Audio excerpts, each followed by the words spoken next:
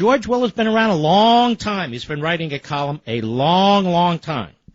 And he has some really good things to say. But when he's wrong, this man is wrong.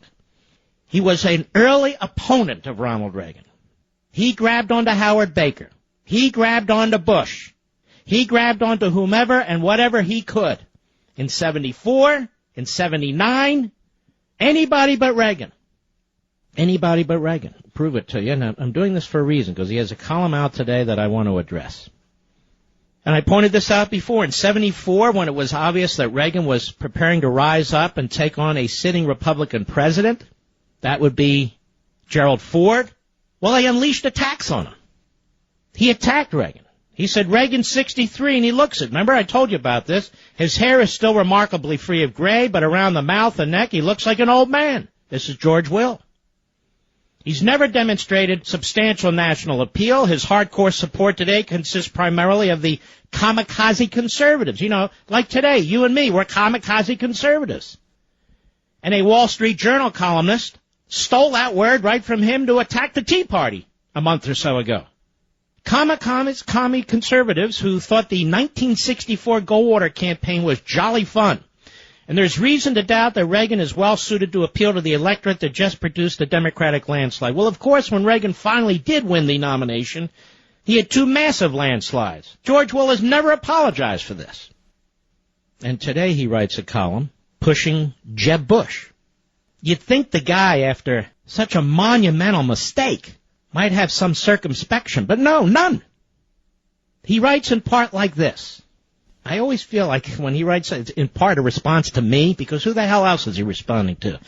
The human kindling that makes up the flammable Republican base. So there you are, attacking the conservative base, slamming the conservative base. Mr. Conservative columnist, of course, may soon burst into flames again.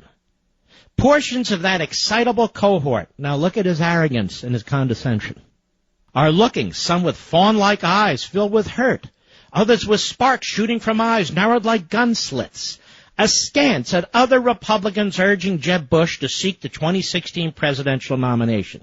So he's rambling on with these words, trashing you, Mr. Conservative columnist. Says the candidacy by Florida's former governor would be desirable. But if Republicans want to avoid intra-party carnage, they should be very careful about doing what the Washington Post recently reported. He's talking about many of the Republican Party's most powerful insiders and financiers have begun behind the scenes and so forth, raising money and promoting him. He says, how behind the scenes is an enterprise reported in the Washington Post front page? And what does draft mean?